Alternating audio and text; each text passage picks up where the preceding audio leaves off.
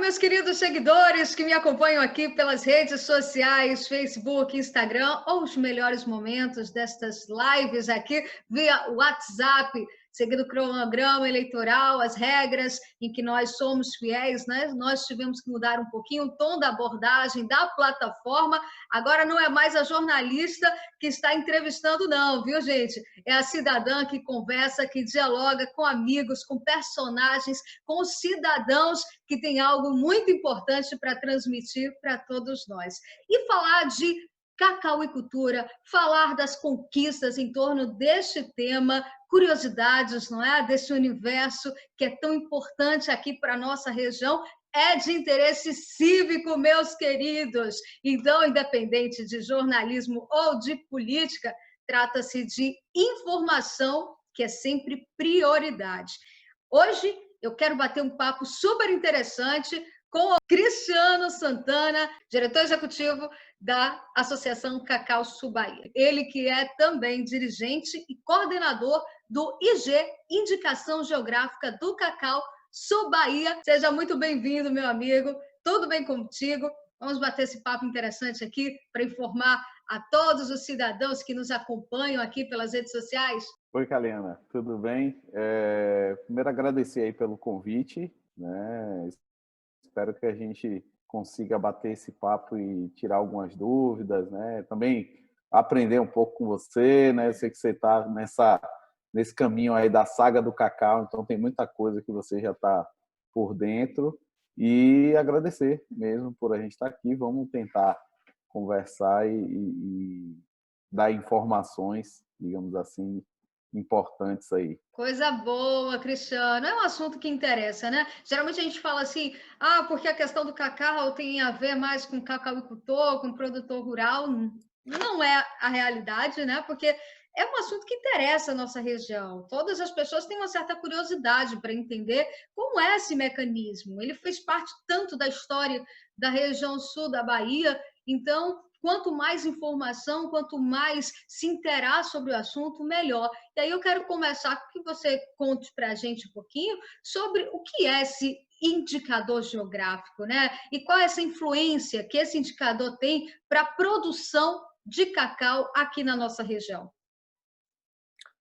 Bom, primeiro até, geralmente eu faço até um parêntese sempre quando se fala de cacau aqui na nossa região. Às vezes, né, tem aquela visão do cacau, da crise, disso, daquilo, mas o cacau ainda é a principal atividade econômica da região sul da Bahia, né?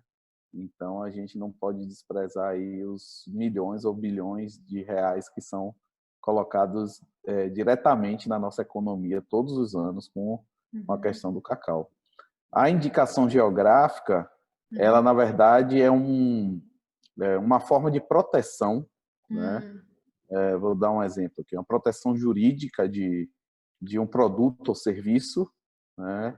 É um reconhecimento, é diferente de uma marca. Então, uma região que tem uma certa fama, história, ou produz um produto ou um serviço que ele é diferenciado, né? No nosso caso, cacau, nós temos 260 anos ou mais aí, quase 3 séculos aí de produção de cacau. Existe uma fama, né, mundial do cacau da Bahia. Já tivemos aí até cotação especial na Bolsa de Valores, o Cacau Superior Bahia, né, em meados lá do século XX. Então, isso nos confere ser uma região diferenciada, além de todas as questões ambientais, culturais, né, que envolvem a cultura do cacau, que na verdade é o que nós respiramos, né, de todos os dias, né? Tudo se reflete através da cultura do cacau. E existe essa ferramenta legal, né, uma legislação da Lei de Propriedade Intelectual, que dá essa possibilidade da gente proteger todo esse patrimônio de forma legal, que é a indicação geográfica, né? As indicações geográficas. Vou dar exemplo. Quando a gente fala, cachaça de Salinas, né? A cachaça de Salinas é uma indicação geográfica. Por quê?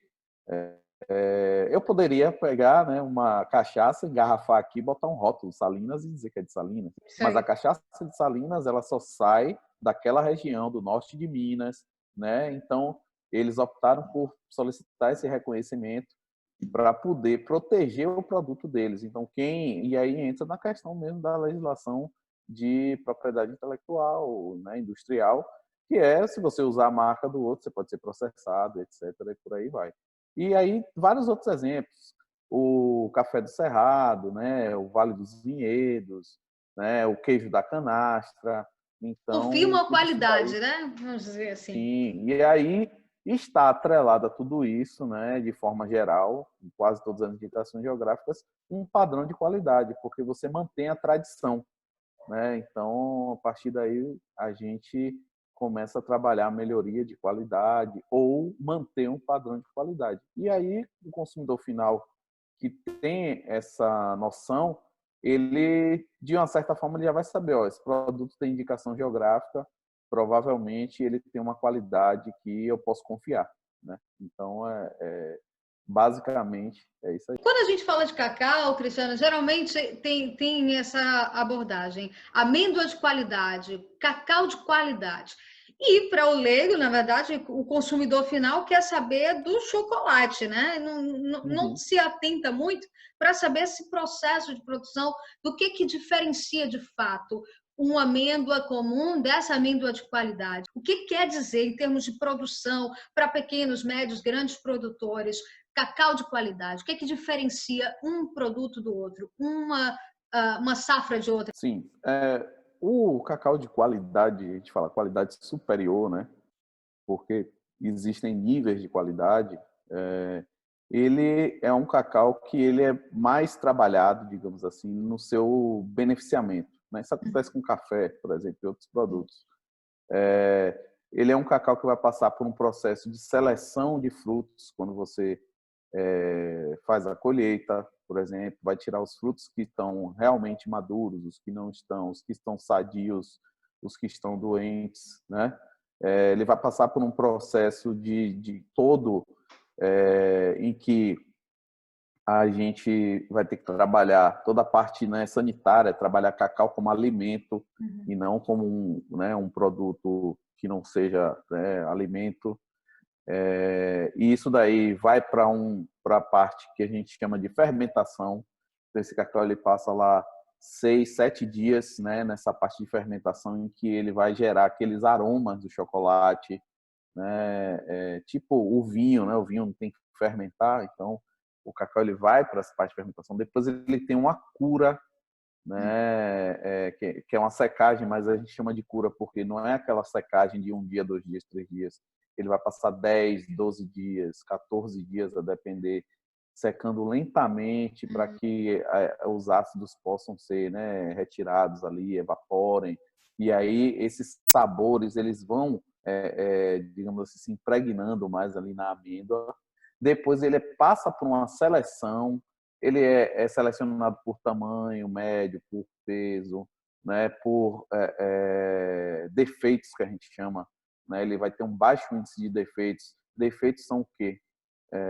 Por exemplo, mofo interno, né? Existe a legislação, ela prevê uma quantidade, né, que é cabível de mofo interno. Então, o cacau, por exemplo, que é da indicação geográfica, ele tem níveis baixíssimos de defeitos, no caso.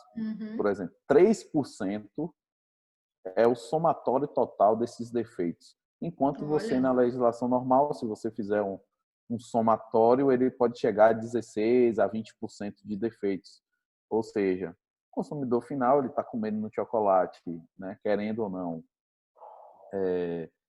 insetos, sim. mofo, pode ter impurezas, né, tipo outras matérias estranhas.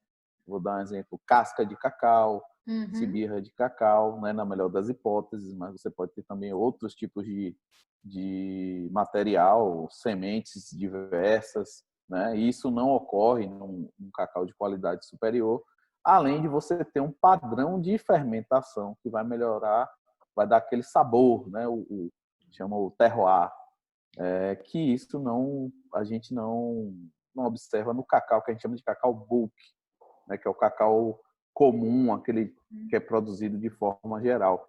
Então, tudo isso vai lhe dar um chocolate com uma qualidade superior, com sabores, né, que vão depender aí de região, de tipo de variedade, né? E existe também o que a gente tem que levar em consideração, que é todo um cuidado, né, desse produtor, todo um processo cultural que você vem desde lá a produção, a quebra, a secagem, né, que são tratos tradicionais, né? Então não se pula etapas.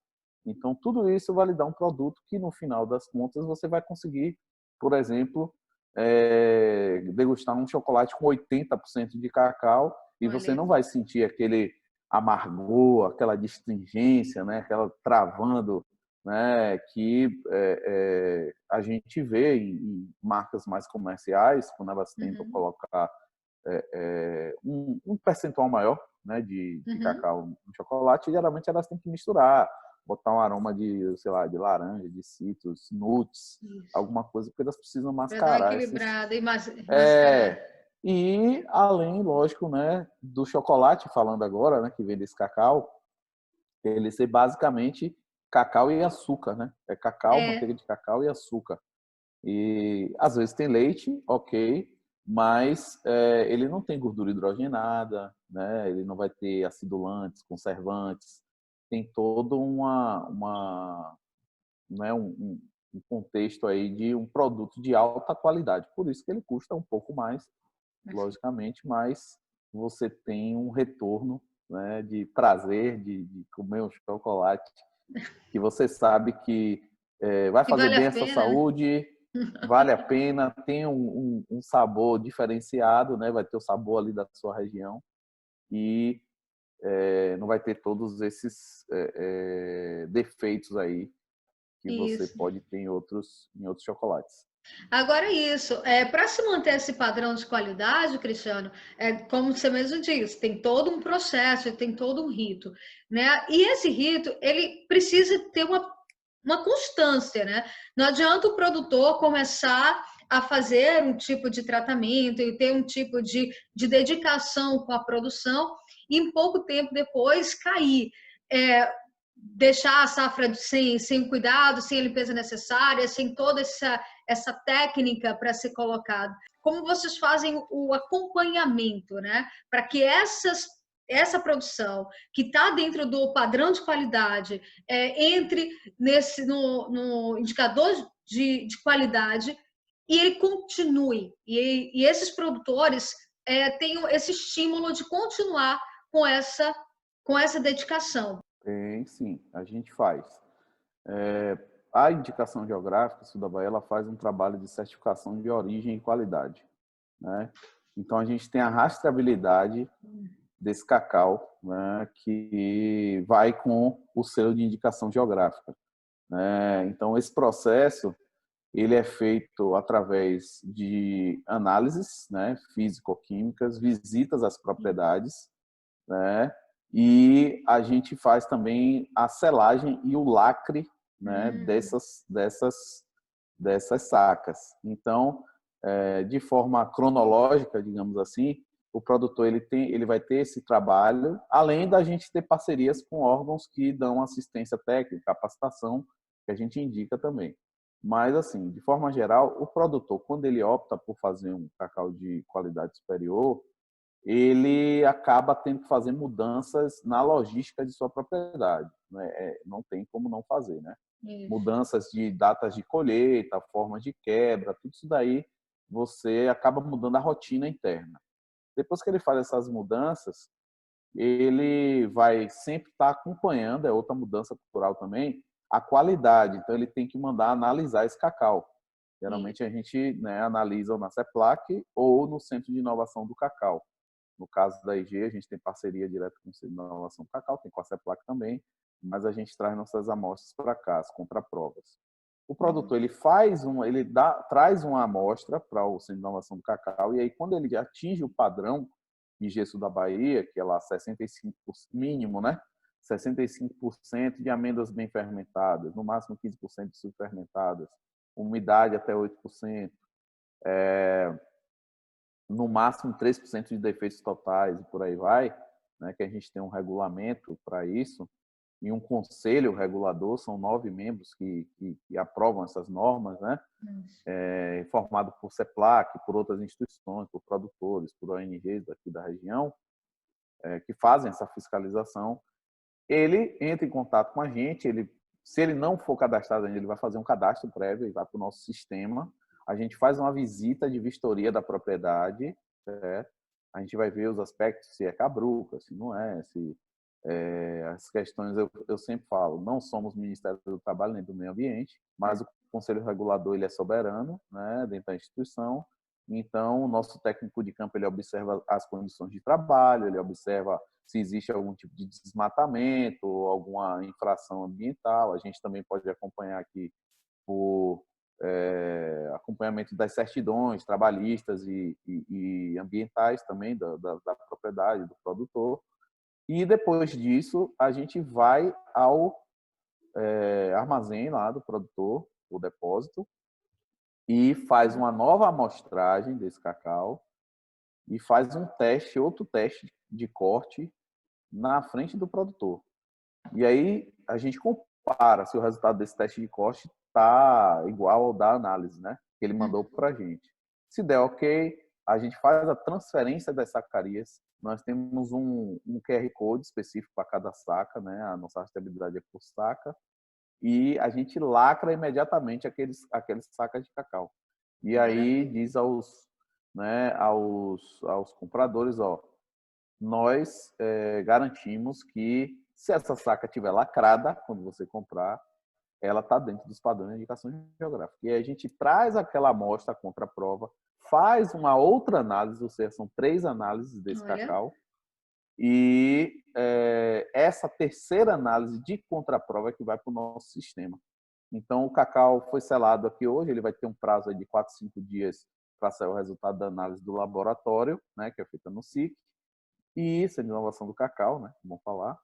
E a gente lança isso no nosso sistema, e aí quando ele chegar lá, né, na indústria, na fábrica, só é o fabricante dos chocolates pegar o celular dele e ler o QR Code, e ele vai ter todas as informações: nome do produtor, endereço, coordenada geográfica da fazenda, altitude, temperatura média, tipo de cultivo que ele tem, se é familiar, se é patronal, se é orgânico, se o cacau é varietal ou não, e todos os aspectos da análise. Ele pode baixar a análise em PDF e ele baixa também o certificado de origem desse cacau.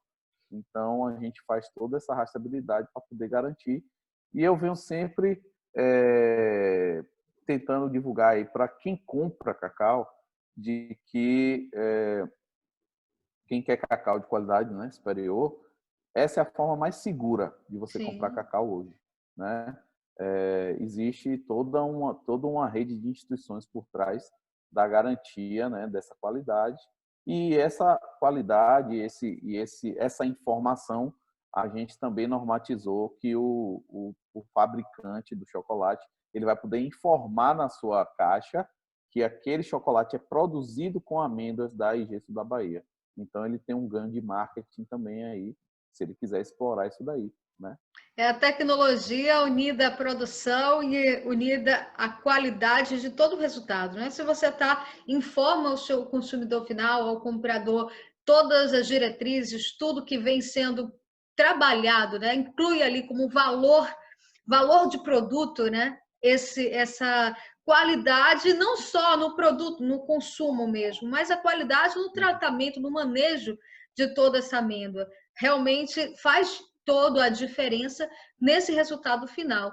E aí, Cristiano, eu queria que você fizesse um panorama com relação, em termos geográficos, aqui na nossa região sul da Bahia, em termos de produção de cacau, desses pequenos produtores, médios ou grandes, como avaliar territorialmente esses produtores que seguem esse padrão? Nós temos uma quantidade, em termos de percentuais, que favorece a uma escala considerável de produtores que sigam esse padrão? Ou ainda é pouco e precisa-se haver mais estímulo e mais empenho para que eles façam, para que outros produtores de cacau consigam chegar nesse padrão de qualidade? Bom, geograficamente falando, A nossa IG ela tem 83 municípios, então ela é imensa, são quase 65 mil quilômetros quadrados.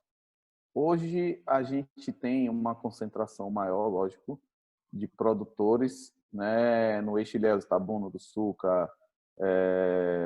a região mais central da região cacaueira, o litoral sul em si, mas a Associação Cacau Sul Bahia, por exemplo, ela é uma federação, tem 18 instituições que são credenciadas e são 10 cooperativas, quer dizer, a gente está até aumentando agora para 15 cooperativas, vão entrar mais 5 agora.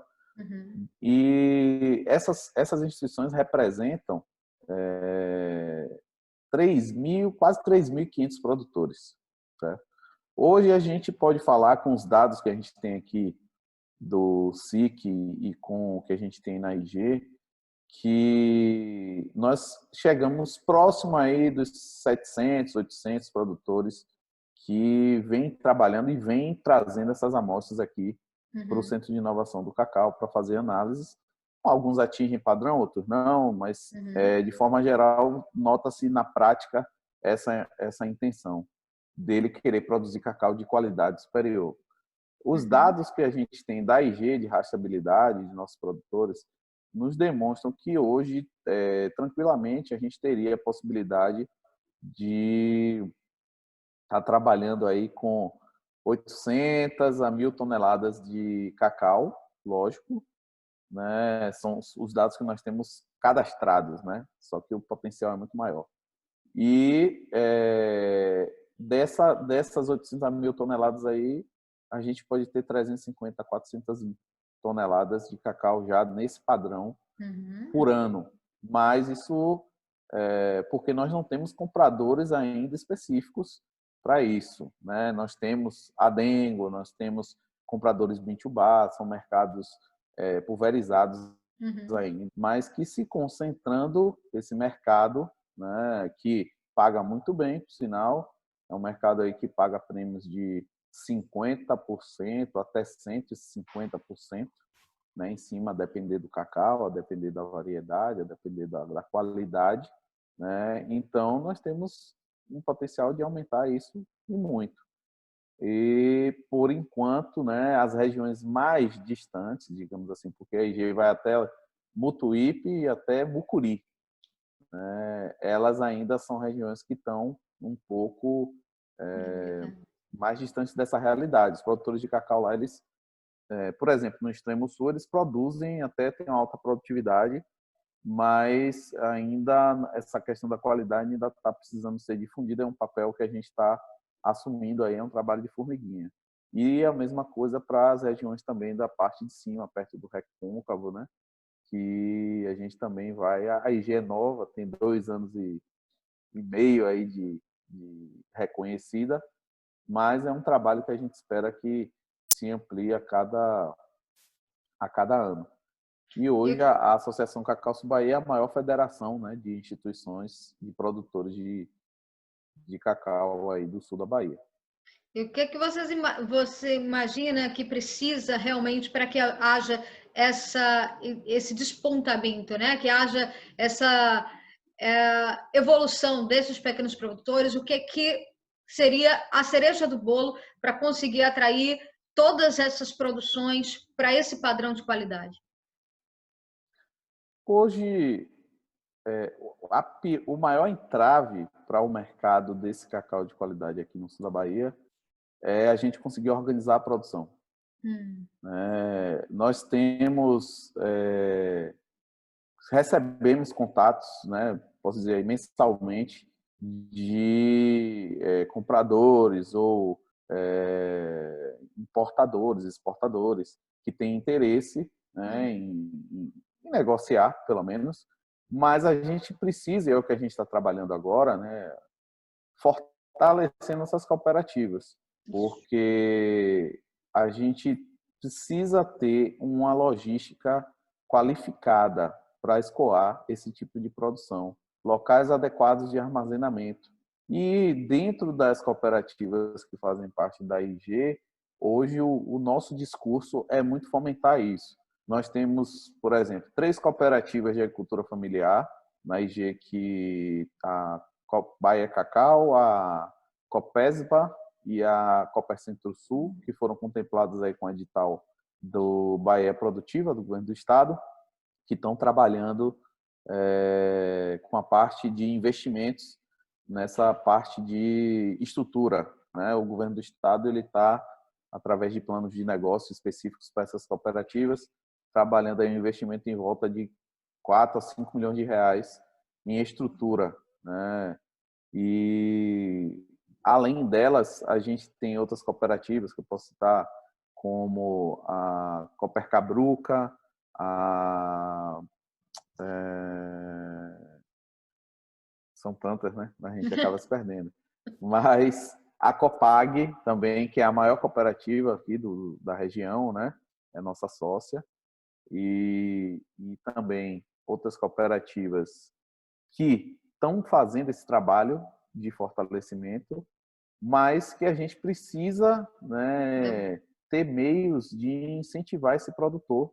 E aí a cereja no bolo realmente é aquela história do ovo e da galinha, né? A cereja do bolo é a gente ter os compradores que vão estar pagando mais, né, por volume, porque compradores que pagam nós temos, né? Tanto que todo cacau selado IG, né, ele, até onde eu sei, todo cacau foi vendido, né? Não, ele não fica sem vender.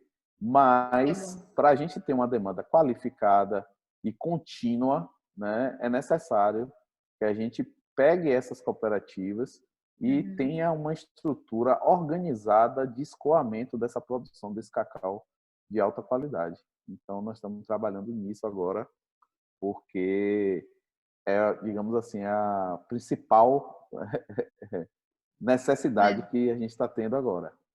De fato, as cooperativas elas conseguem agregar uma questão que é extremamente importante. Você ter várias pessoas, vários pequenos médios produtores direcionando um padrão de qualidade, empenhados naquela formatação. E aí eu queria entrar em outro assunto, talvez até seja focado nisso, é a questão da produção do cacau via consórcio, né? Aquela produção do cacau junto com outro tipo de cultura. Essa é uma forma interessante para se manter a qualidade do cacau. E fala também um pouquinho sobre o cacau cabruca, né? Porque todos nós temos muita curiosidade quando se fala de cacau cabruca, de fato, qual é a definição que representa esse cacau que é tão característico aqui da nossa região. Bom, a produção, o cacau ele é uma planta que permite, né, uma certa tolerância à sombra, e isso, né, na minha concepção, né, eu sou agrônomo, é uma vantagem competitiva, porque você consegue aí colocar 2, 3 culturas ou até mais para econômicas na mesma área, né? Então, o cultivo do cacau, que a gente chama de sistemas agroflorestais, né? Ele, para mim, né, na minha concepção, é uma das melhores alternativas econômicas que a gente tem, porque o cacau ele tem 2 períodos distintos no ano que produz, né, a safra e a temporã, e tem o resto do ano, que você pode estar aproveitando outras culturas, fruticultura, cupuaçu, banana, açaí, né, tudo isso, né, palmito. Além disso, pode trabalhar isso já em áreas que por exemplo, estejam sendo recuperadas com cacau, pode trabalhar a produção madeireira, né, plantio de espécies para indústria moveleira, por exemplo. Então, isso é uma vantagem competitiva, principalmente para a agricultura familiar, né, que vai trabalhar aí durante o ano, como a área geralmente é menor, 10, 8, 5 hectares, se ele tiver uma variedade aí de produtos dentro da sua área de cultivo, ele vai conseguir ter renda durante o ano todo e também aumentar a sua renda, não só a do cacau. E tem aquelas questões, né? Às vezes você tem uma seca, um veranico, chove demais, e o cacau aumenta, diminui, né, a produção, e aí você tem outras culturas. Eu acho que dá uma maior estabilidade ao agricultor ele ter mais de uma cultura associada ao cacau, né? Em plantios maiores, geralmente se associa a banana, a seringueira, né? Isso. A questão da borracha. Tem cultivos de cacau com coco também. Eu já visitei cultivos de cacau com coco. E cacau com essências florestais, né? Diversas aí, mogno, né? Mogno africano, cedro, etc. Que também tem assim, um apelo fantástico e é uma questão econômica, né? E quando a gente fala em cacau e SAF, né, a gente tem que falar de cabruca, que é o nosso SAF tradicional, cultural, é o que a IG também tenta, né, preservar, são nossas tradições, né? E a cabruca, ela é um reflexo da sabedoria do produtor, né? E que há séculos atrás, e isso daí até hoje, né? Pelo menos em questões de sistemas agroflorestais, nós técnicos, não conseguimos inventar nada mais sustentável do que a cabruca Ok. ambientalmente, né? Nenhum desenho aí de sistema chega perto. E é o cacau cultivado no subbosque, né, da Mata Atlântica. São plantios antigos, né? E é o sistema, foi considerado, né, na Rio como o sistema produtivo mais sustentável do planeta, né? Então a gente tem essa honra aí de ter herdado esse legado aí dos nossos antepassados, de guardar e proteger essa cabruca. Atualmente, né, nós temos, lógico, várias questões legais, ambientais, questões também econômicas que envolvem a cabruca, né, que são, de certa forma, às vezes polêmicas. Né? Ah, cabruca não... Cacau e cabruca não serve, cacau e cabruca serve. Aí tem que... Fica aquelas as Impasse, vertentes, né? né? O cacau tem que ser a pleno sol, o cacau tem cacau, né? Mas, na minha opinião, são sistemas que são complementares, né? A cabruca, ela tem um valor agregado, Uhum. né? A gente tem algumas questões legais quando a gente fala em cabruca legalmente, né? São áreas que você tem aí no mínimo 20 indivíduos de espécies nativas aí por hectare, né? De 20 a 39 você não pode fazer manejo, e de 39, de 40 para frente, você pode efetuar o Fazer. manejo da sombra, né? Isso é a base aí da legislação que define cabruca, né, no estado. A legislação tem muitos avanços, mas tem também, para mim, né, opinião própria, né, tem alguns entraves, né? E aí fica aquele peso, o ambiental, o produtivo, mas eu não encaro o cabruca como um sistema nativo, né? Eu encaro como sistema agrícola. Uhum. Então, realmente é preciso o manejo da sombra. Ele faz parte do manejo desse sistema agrícola, Uhum. mas a gente sabe também que existem questões ambientais que são importantes, né, para a fauna, para a conservação do solo, conservação dos rios, da água. E a gente tem que ter um meio termo aí em relação à Isso. cabruca, né, para chegar numa solução mais viável. Então, para mim, a questão da cabruca ela está muito mais no âmbito, né, legal do que no âmbito produtivo em si, porque Uhum. eu tenho certeza absoluta que com a redução da sombra, né, das cabrucas aí que tem aqui na região, principalmente que é o miolo aí da região e tem mais densidade de árvores por hectare, ela reduzindo aí para 50% de incidência, né, Uhum. luminosa, só isso daí vai causar um aumento de produtividade aí que a gente não pode nem calcular. Então, é chegar nesse meio termo legal para a Uhum. gente poder caminhar com as cabrucas, né? Trabalhar a recuperação das cabrucas também. Nós temos plantios também que Não adianta falar em produtividade, se a cabruca tem mais produtividade, mas se está com 300 plantas por hectare, né? Ela tem um potencial aí de ter 700, 800 plantas por hectare. Mas não adianta você plantar debaixo da sombra também, né? Uma sombra muito. Então é pano para manga, mas na nossa concepção aqui continua sendo um método de cultivo bem viável e ele tem um alto valor agregado, que é o que a gente utiliza no cacau de qualidade superior para a gente trabalhar a imagem da nossa região, né? Como uma região que na verdade, uma das grandes protetoras aí da Mata Atlântica, pois os maiores remanescentes de Mata Atlântica estão aqui e são por conta da cabruca. Não tem o que discutir. Além dela servir de trânsito aí para todos os animais aí. Exato. Então a gente tem que valorizar isso.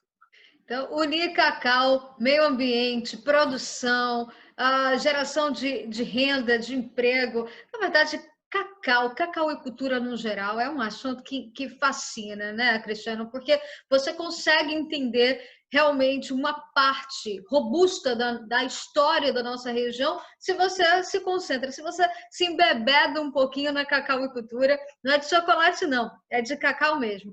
Você consegue fazer com que haja realmente uma parte da nossa história destrinchada, né, em termos de conhecimentos gerais.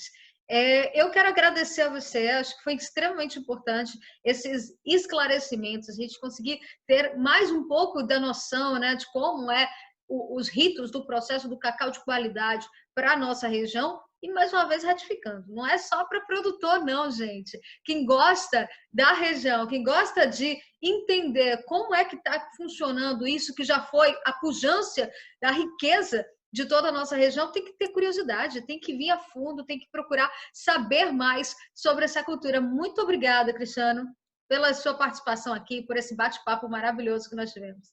Eu que agradeço, né? E cacau é uma cultura apaixonante. Podem pesquisar e se, né, todos os derivados, quem nunca bebeu um mel de cacau, né? E o suco de cacau, geleia de cacau, então tudo se aproveita do cacau. É realmente uma cultura apaixonante e é a base, e eu creio que vai continuar sendo por um bom tempo na nossa região. Obrigado aí, viu, Kalena? Muito obrigada.